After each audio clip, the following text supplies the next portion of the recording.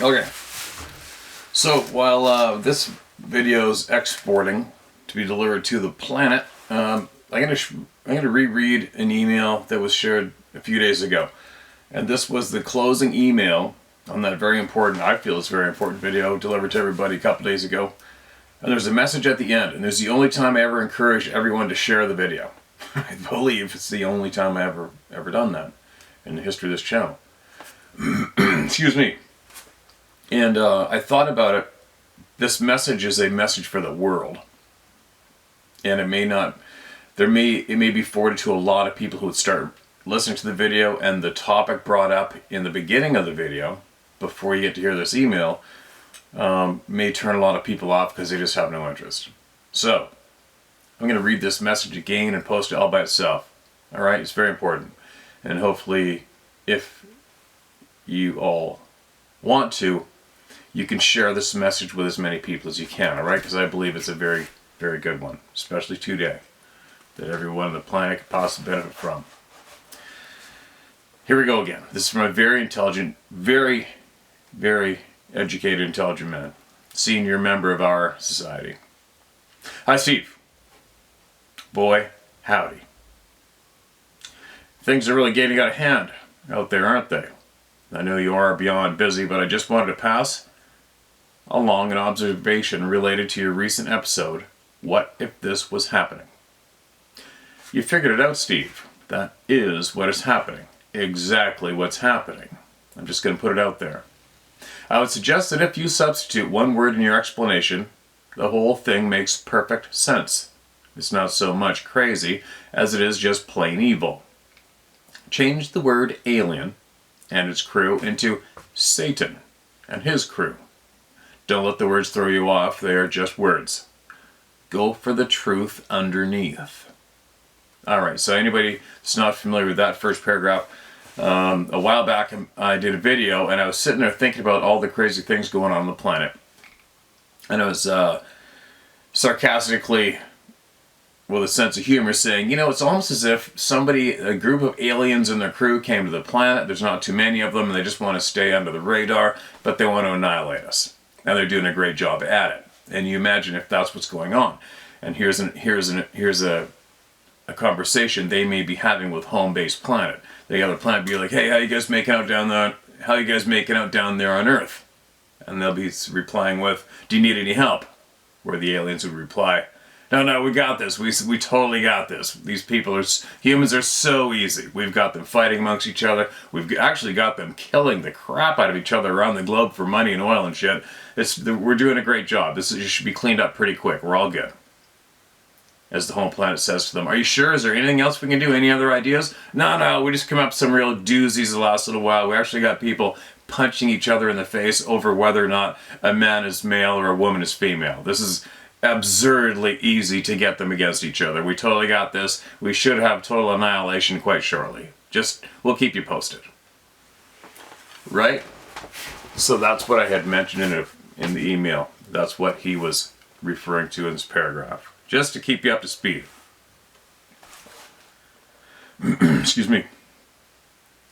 In one of our email exchanges some time ago, I suggested that at the end of the day, when you remove all the man-made society camouflage, the BS, what's left is good and evil, and that's it.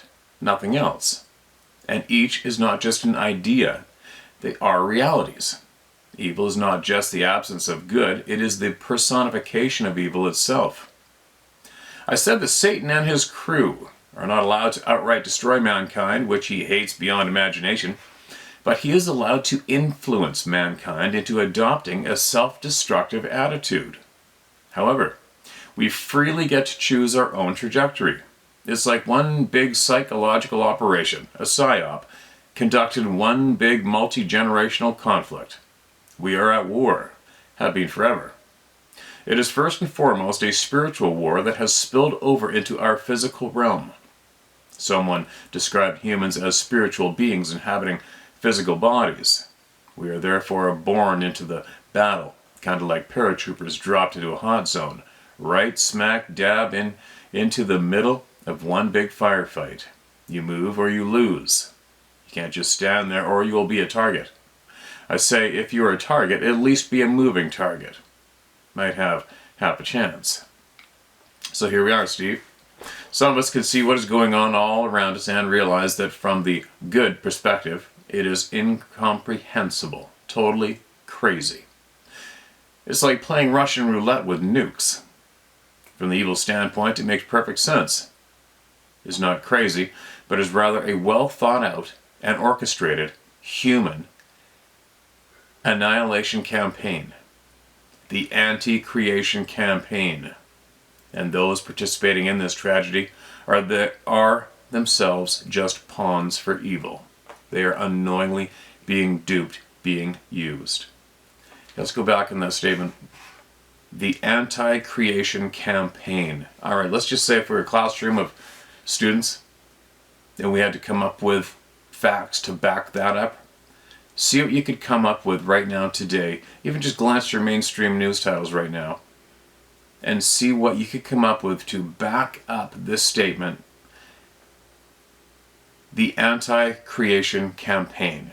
Do you think you could find any evidence today to back that one up? Have a glance, right? See what you come up with. What can we do about it? You said you wish you could, but you didn't know what. Well, Steve, I believe that you have what it takes to openly defy the evil, to become a champion of the good, to use your position to encourage people to just stop for a moment and become aware of who they are, to ask themselves if they are part of the problem that they complain about, or can they be a part of the solution by empowering the good in each of us, as hidden as it may seem at times. Excuse me. We need to be aware of what we do and say to understand that either it is for the good or for evil. There are no fences in life. It's past time for all of us to get off our respective fences to realize that just like the paratrooper dropped into that hot zone, you either fight for your life or you die. The time to look for fences is over. There are no compromises between life and death, individually or as a species. I choose life. Metaphorically speaking, I may not be able to solve world hunger, but I can make a sandwich for someone. I can only do what I can do in the here and now, but if I take up the challenge courageously and move forward, I can have a positive impact.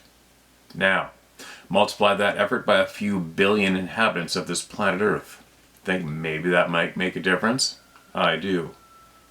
Steve, we all need to stop this induced insanity. We need to say no, no more. I will no longer be a part of this. We're all going down on the battlefield at some point. Personally, I would rather go out standing on my own 2 feet fighting for the good. I urge you to use your Howtohunt community platform to help people to become aware of the truth of what is going on, to turn the complaining into action, to get off the fences and take a stand, to just say, no, no more, I've had enough.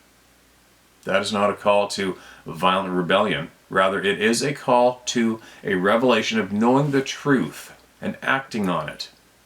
If we just act ourselves, if what we are about to say or do is for good or for evil, and choose the good, that may have more influence on the outcome of this war than we could imagine. Make the sandwich. Sorry this got a little longer than expected, but just had to comment on your astute observations in that episode. It was so on target. Hope you, Sarah, and your crew are all well. Take care, be well, and stay safe out there, and stay close to nature. Best regards. I've kept your name private in the past, and I'll continue to do that, just in case you come up with something juicy for me in the future. More juicy. This is pretty juicy stuff. That's a great message, don't you think? From one of our senior members of our society. Very intelligent man. One of his 5 careers, I believe, is he is also a certified psychologist. So there you go. Choose the good over the evil. Which one are you feeding, right? Which one are you feeding today? And I know I'm guilty. I'm guilty. I'm big time guilty. I can fuel the dark in a way when I lash out at people who are lashing out, right? It's tough sometimes when you've had to do a lot of fighting in your lifetime and have a lot of bullies and darkness in your lifetime, like I have.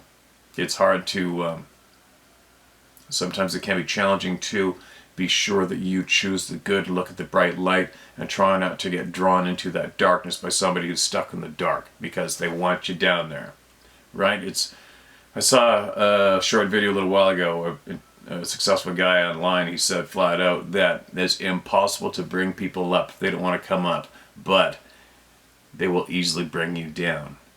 Isn't that weird how true that is? It's unfortunate. So the struggle is real, but we all should try to make that sandwich.